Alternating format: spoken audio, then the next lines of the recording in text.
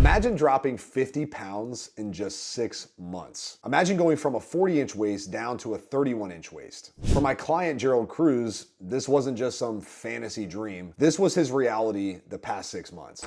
I started back in January of 2023. I was weighing at approximately 246. Up to date now, I'm between 192 and 197. But for Gerald, his transformation went far beyond just a number on the scale. At 36, now he's running his own business, on top of running marathons, ultra marathons, Spartan races, high rocks races, things that guys half his age struggle to obtain. I'm a hybrid athlete, and it feels great at 36 to say that, because when I look at my peers, it's fair to say it's a decline, unfortunately, because just bad habits.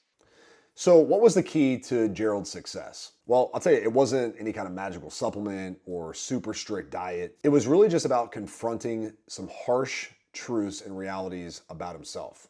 The harshest truth is that I was so lazy and so comfortable with being below average. In this episode, we're going to dive deep into Gerald's journey. You're going to discover the exact strategies he used to lose 50 pounds in the past 6 months, how he overcame some of the mental barriers that were holding him back, and the surprising impact that his transformation had, not just on himself, but his family and his career. If you're over the age of 35 and you've been putting off your health and fitness goals, this is a wake-up call. Gerald's story proves it's never too late to reclaim your fitness, your vitality, and set yourself up for a lifetime of health and fitness. Stay tuned to learn how you can replicate his success and become the best version of yourself. And that came with looking at myself in the mirror day in and day out and not liking what I was looking at. And ultimately just not feeling confident in myself, because I played sports. I like to go out.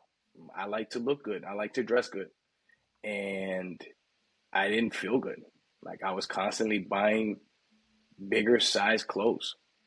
I was struggling in the morning with like aches and pains. I was just like, yo, I'm in my 30s. Like, why do I feel like crap? What were some of the biggest obstacles you faced over the past, almost couple years now? And what were the things you did to overcome them? The negative self-talk, the imposter syndrome, my mental health. It was a struggle for me, and not seeking help, right? Like, the biggest thing for me is it's all voluntary. And I was so against it because I was neglected to address trauma. And what I've learned in therapy is trauma time travels. So it's as real as you make it in present day. And I was so anti dealing with my demons. And some of my demons was just stress eating, like being like so subconscious about my weight.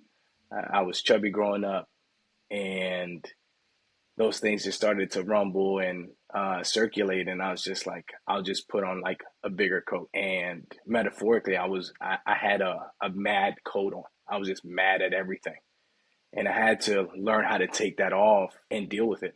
When you look back, what surprised you the most about this process, either positive or negatively? To be quite honest, I tried not to get ahead of myself and create the unreal. Just create this false notion of this is what it's going to be, right? Because usually if I create the notion, I'm either going to be really surprised or really let down. I just let it be, right? And what has kept me here, and what enticed me to keep going, right? It has been the community, leveraging the knowledge, the love, the caring, the kindness of our community. Man, it's unheard of. And that has attracted me first, and it's the gift that keeps on giving, is our community. We make it, man.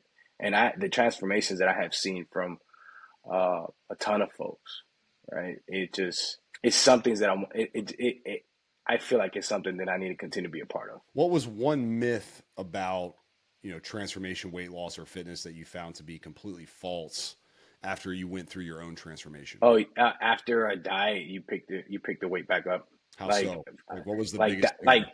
like diets fade. Like when I started to follow you on social media, the key word those keywords that jump out at folks, right, was sustainability. Hmm. That's what I was looking for. That's what I found. That's what I have. It's sustainable and it's simple. Mm. I'm almost inclined to say it's easy because it's a muscle now. It's a muscle that I have repped time after time. It's sustainable. I know how to eat. I know how to work out, and I know how to put it together. How did transforming your body alter your perception of who you are and what you're capable of achieving? So my confidence took a hit. Has taken a hit. My confidence was not what it is today, by a long shot. And I had trouble believing in myself, right? Because I had tried diets in the past. I had tried working with folks in the past, and I just wasn't successful. And I had a big part of why it failed, right? And when I started working with TT, I noticed the big emphasis on shifting that mindset. Nothing changes if it doesn't come with how you think it through. Like you have to yes, my body changed, but my thought process changed along with it, which allows me to be better in all the spaces that I am in. Especially as an entrepreneur, like my body's my first business. And that when I see another business owner, you see me and you see the discipline that I have first for myself, which now it's fair to say that you see how I carry myself, this is how I carry my business. What were some of the specific habits and routines? Let's say the top two habits and routines that really had the most significant impact on the weight you lost and now the weight that you're keeping off. Just consistency in what my workouts are every day, and what I prioritize in every meal is protein. It's not it's not a question. Like my wife, when we're grocery shopping or she's preparing a meal, protein heavy. Like it's not even a question. She said, "Hey, babe, there's extra protein on the side," or I know, or when we go out and we enjoy fine dining and I look at the menu first, so I know what I want. And I'm a double entree guy. Like I'm not wasting my time with with an appetizer. I order like a half a chicken here and like a steak here or whatever the case may be. But I'm a double entree guy, Mm. and I enjoy fine dining. And if anything, I'll just share another entree with her. But I mean, it's the eating and the working out was just so hard for me to get in the past. But through our system, it simplified so much that I don't have to second guess how I eat, how I work out. It's already done. Like I just Mm. gotta go throughout the day and handle everything else. How did the changes you make or have made influence, people closest to you, like your friends, your family, and the folks you influence every day? It's funny you say that because as a veteran, I get a discount at a shoe store, at the running shoe store, Mm. and so many of close friends and family, my father included, has started to walk more, be more aware of consumption and movement. And I think throughout the past 6 months alone, I've gone back to that shoe store like more than a dozen times to get discounts for friends for running shoes, for walking shoes. And they're using them because I'm big on accountability, right? Like I'm very transparent with moving, with my eating, with the change that I'm just so happy about that this has done for me. Mm. Mm. Yeah, I And love it. oh, and you see the treadmill in the back. My wife, she just ran her first half marathon this year, Oh, right? dude. After seeing me get, some of those are hers, but she was always on the sideline cheering me on, and now she's like, I want to run more, So we got a treadmill. I have a bike in the back too, but we're just a moving family. And as a leader, that's how I want to lead my family is with fitness outside of my faith. So man, like it's been life changing. What would you tell somebody? Like, what would be one piece of advice you give to someone who maybe feels stuck in their fitness journey right now? Get help. Like if you're suffering is because you want to. Like there's so much help that it's crazy that somebody would be struggling. Like help is at your fingertips. Nobody leaves your house without their phone. And if they do, they're going back for it. So you have the help. It's just what is your priority? Mm. Right? Is this something you still want to complain about in a year? When I joined TT, my goal was I don't want to have the same goals next year. That was my goal. If this is my investment, I need to be somewhere very different next year. And I have been, and I am. And, my goals will be even, my goals, or rather my ambition just continues to grow as I want to perform better. Yeah. Why do you think a lot of guys are hesitant to make a big investment in their health? Why do you think guys tend to err on the side of thinking they can do it on their own or looking for the least investment possible to fix this massive problem that they deal with every day? Part of it, I would say, is a lack of self belief.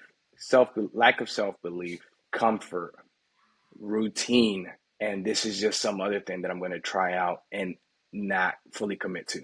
And to be quite honest, commitment probably wasn't modeled. And if it wasn't modeled, then you don't know what that looks like. So for us men, especially for us men that didn't have dads in the household, right? Like I developed a relationship later on with my dad in life. Like I found myself, what did I have to teach myself? Or what did I have to unlearn? So I have to model commitment, discipline, all these things, not just for myself, but for my house, for my wife, for my friends, for my family, for all the kids in our lives. So it's just a higher level of accountability for oneself. That just a lot of us men, we tend to dish off, especially with our vices, Mm. right? Whether it's porn, sports, gambling, alcohol, drugs, we know what they are, right? We just prioritize where our money goes. And we see more of that dopamine hit from those things that physically aren't as strenuous, as demanding. And that's where we usually tend to put our money to. Yeah. I see so many, if you look at a man's bank account, you can see what his priorities are. You know? Minor running shoes, minor. I was going to say, Gerald's a running guy for sure. Yeah. I mean, you know, first of all, you just shared some really epic wisdom there. I think the lack of modeling around commitment, I mean, I haven't actually heard that before around fitness, but I think that it makes total sense. You know, I was very fortunate to be around a lot of athletics where I had father figures and around a lot of, guys who achieved a lot with sports. And I saw the commitment that they gave to that stuff. And that really resonated with me when I was a teenager, right? Where if I want something, I gotta commit with a coach, right? So this coaching thing was always in my head. But I know a lot of guys didn't experience that, right? Or they had Yeah. terrible coaches, or they didn't see success from mentorship. And the men in their lives or the people in their lives were in and out. It was a revolving door, and there was no long term investment in themselves. I see it all the time. But when you really break it down, it's like, man, we put a lot of resources into so many things that really don't give us anything long term. It's a short term, maybe little dopamine hit, maybe a good feel for, a day or two. But then we look back and go like, why do I keep doing that? Right. And why am I so hesitant to make a change and invest? And I think it really just comes down to what you said. And I think it's also the self-belief thing too, for sure. Like, here we go again.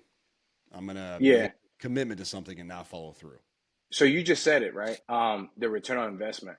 I'm gonna tell you right now, outside my faith, right? Fitness has been the biggest return on investment. And not to get too personal, but like like inside my bedroom, right?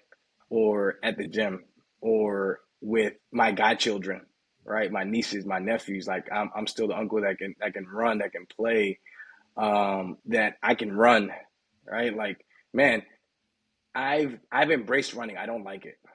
I don't at all, right? But it's something about the discomfort that just allows me to dream, to believe in myself that I can do it. The reason that we stop going after our dreams is because we stop believing. 100%. And those miles are just self belief. Just just stacking those wins. I can do it. I just gotta put foot to pavement, right? I gotta put pen to paper, right? I gotta go and start that business. I gotta go after that job that I want, Hmm. that person that I want, whatever the case may be. Like I just have to do it. What happens is we talk ourselves out of it before we even start. So that self belief, man, like it's critical to anything that you want to do, Hmm. and Yeah. staying in it, right? Just staying in Yeah. Running, man. I say the best part of the run is the end. it.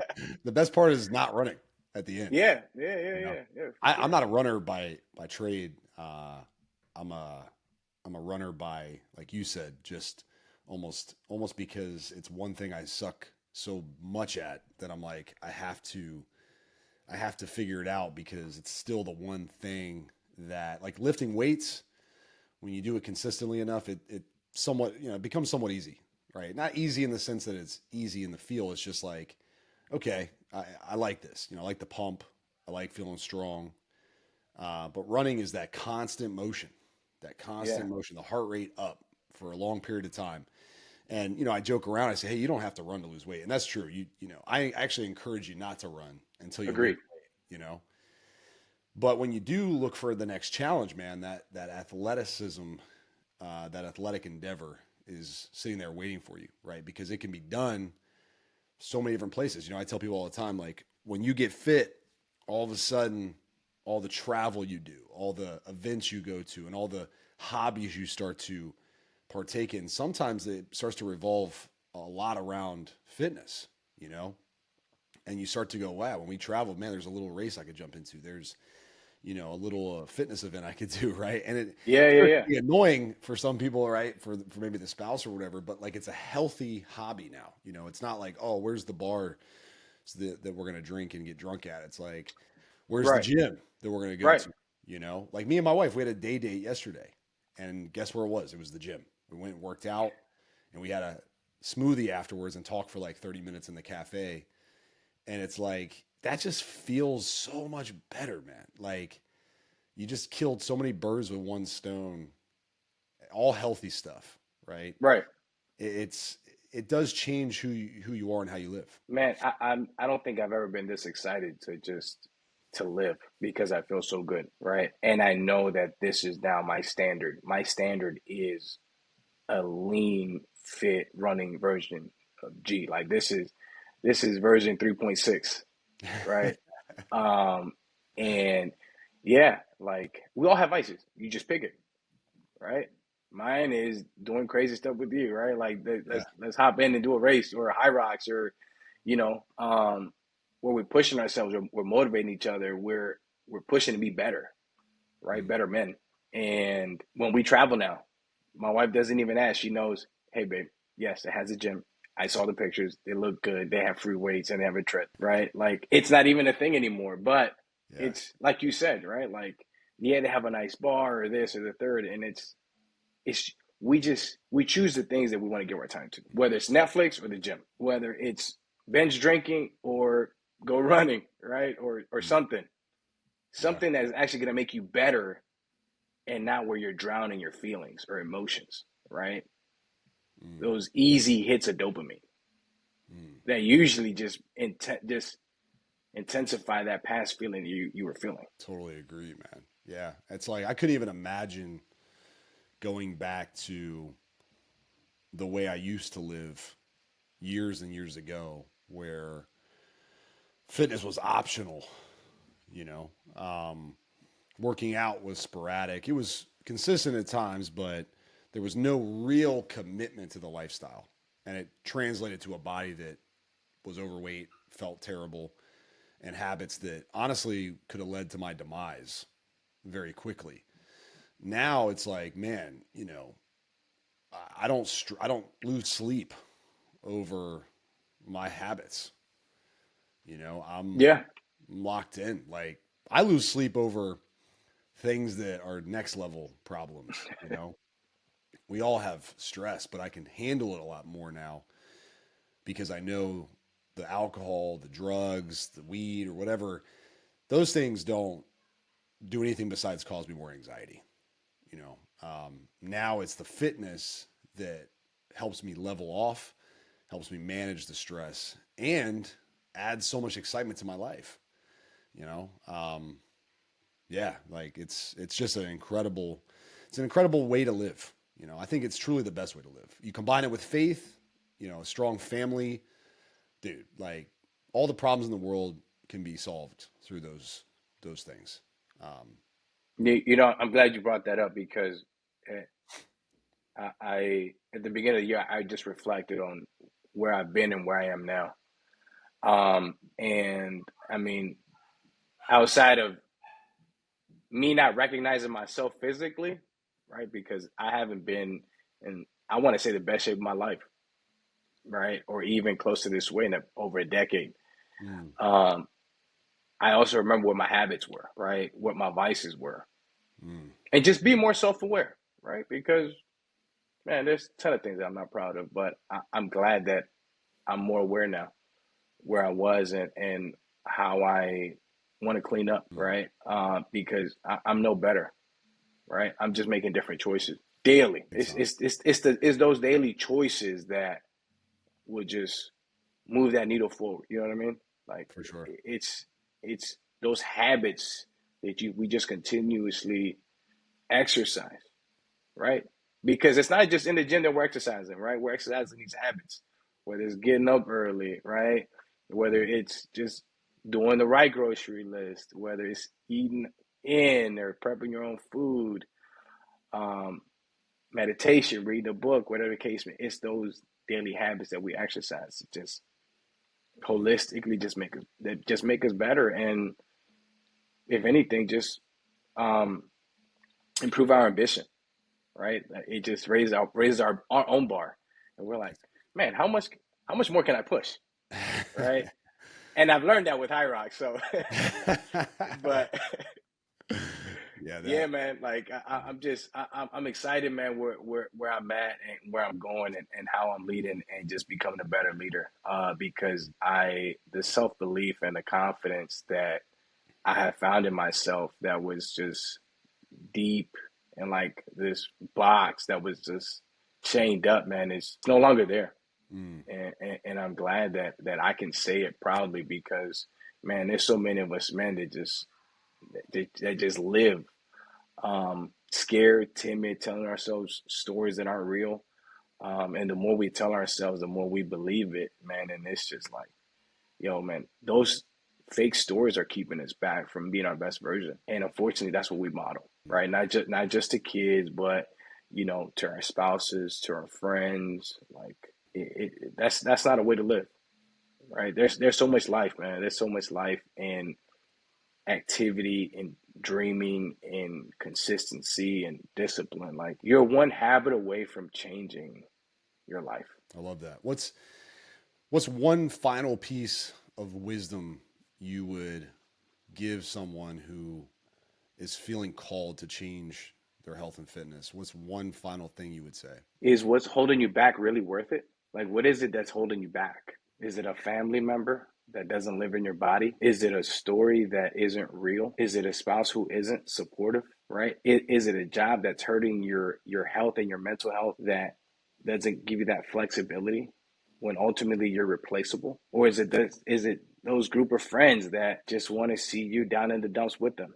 Like it's all uncomfortable. However you want to look at it, at every angle, it's uncomfortable. Time. But man, like going after your dreams is uncomfortable. And what's uncomfortable is hating on those that actually go after what they want. That's even more uncomfortable, right? Because I'm just sick and tired of you're lucky, man. If you only knew what my luck looks like every day, right? Like Yeah. luck is just another word for man. You put in hard work, Mm, right? big time, man. Big time. Luck is it's the wind, man. Like it comes and goes quickly. You know, most of the time, good luck is simply preparation meeting opportunity. Mostly preparation meeting opportunity combined with a heck of a lot of work. Um, yeah, dude. First of all, I love what you just said about it's all uncomfortable because Life, I tell guys all the time, you better just get used to uncomfort in life. Life is not designed. That's us feeling entitled. I was talking about this morning on Instagram.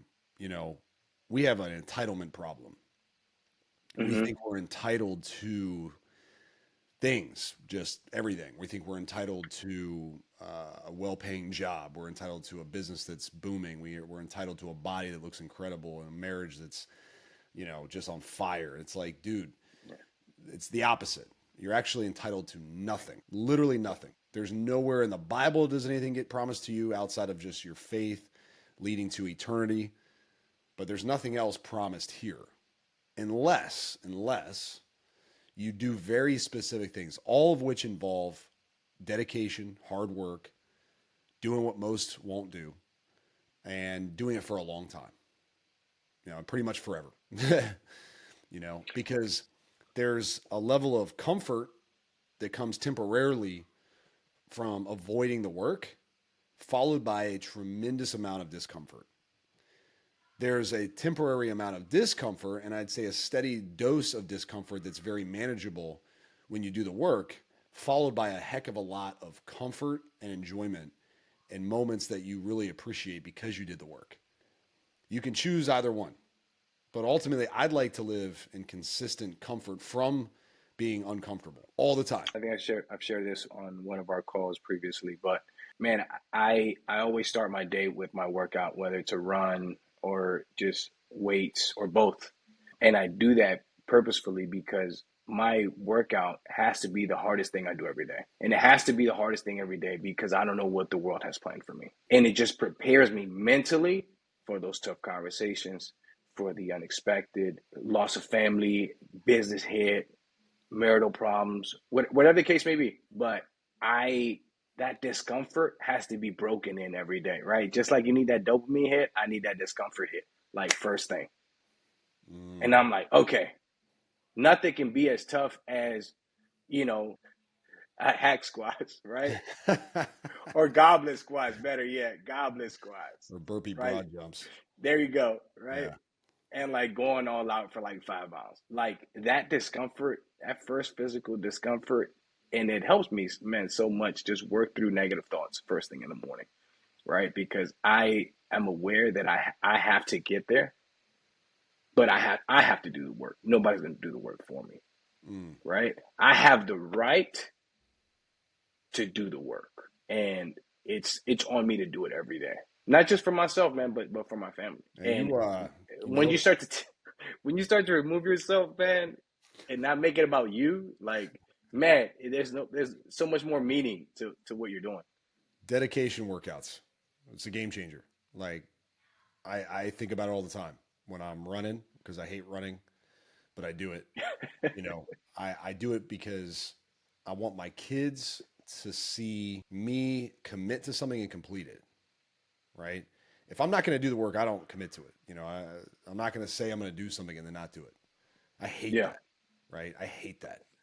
That gets under my skin so much from others that I refuse to be that guy. I'm not going to say, yeah, I'm going to do this and then not do it.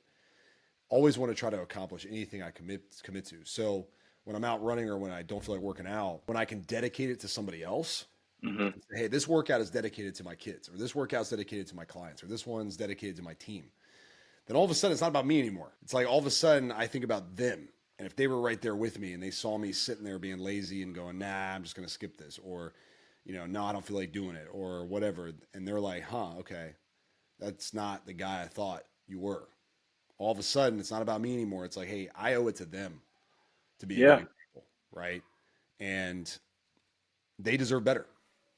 yeah, And I don't use that all the time, but it definitely helps during the days where I'm being a little bitch. I'm being the old me. The guy who I thought was dead, who's still gasping for air and wants to make an appearance from time to time. I have to remind myself that it's not really about me anymore. It is in times. It is about my desires, my discipline, my habits, but ultimately, and I know a lot of guys feel this way, we're called to a bigger purpose. Man, we're called to do things that go above and beyond just the average day-to-day clock in, clock out robotic life. hey, I want to help people, man. I want to be a good example. There's not enough good examples in the world. Let me be one of them. Then it's not about me anymore. It's not about me. But man, bro, first of all, I just want to say you have a lot of wisdom, man, which when I first met you in our program, like early on, I feel like this side of you wasn't fully out yet. Even though I could sense that it was there, it's really been awesome to see you step into a leadership role in, your life, period. It's awesome. And you're leading by example, not just through, words and cool sounding quotes and stuff. Like you actually do the work, man, which is awesome. And the results speak for themselves, man. And I know, if we talk again a year or two from now, there's going to be more medals, there's going to be more wisdom, there's going to be more, levels that you've achieved. Like it's just up and up from here, man. But yeah, I really appreciate who you are as a man. So thanks for being you. Thanks for making the time, man. Really appreciate it. No, man. Thank you, man. Thank you for the opportunity, man, to give back, because you've given so much, and this community has given me so much that why I'm still here.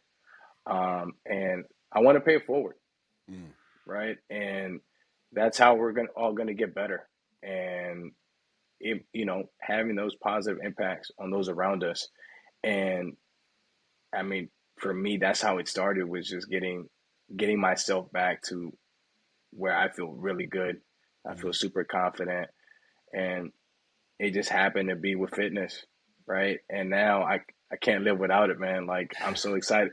I'm so excited for the years to come and the things that I will accomplish, not just by myself, man, but with so many around me, and you too, man. Like we got more races to go, man.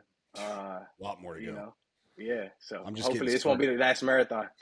I always joke around and say it's going to be the last one, but deep down inside, I know It's a bug too. It's a bug. It's a bug. It's a bug too. Yeah, it's a bug. Until I find, there's been races that I've done 100 times where if I go, man, if I never get to do that one again, then I'm okay. Like Spartans, I love Spartans, but I've done like 40 of them, right? And it's like, if I never do another one, I'll be sad. But like, I don't have like any stone left unturned with those. I'd like to do more, but the marathon is a stone that might be unturned for a while. It's like, I got to get that time.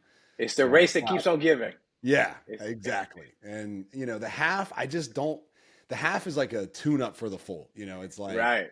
I don't go into a half. I've done a 2-hour half marathon and I'm like, that just doesn't do it for me. It's like, that's cool, but man, that full is still, and then of course I haven't even thought about the stone that is the Ironman, the Ironman and the triathlon. That's a whole nother, that chapter I'm waiting a little bit till my kids are older and I'm like, I can have more time to chase those things. Cause that in my head is like something that's out there. I'm like, that could be a whole nother animal in and of itself that I need to tame.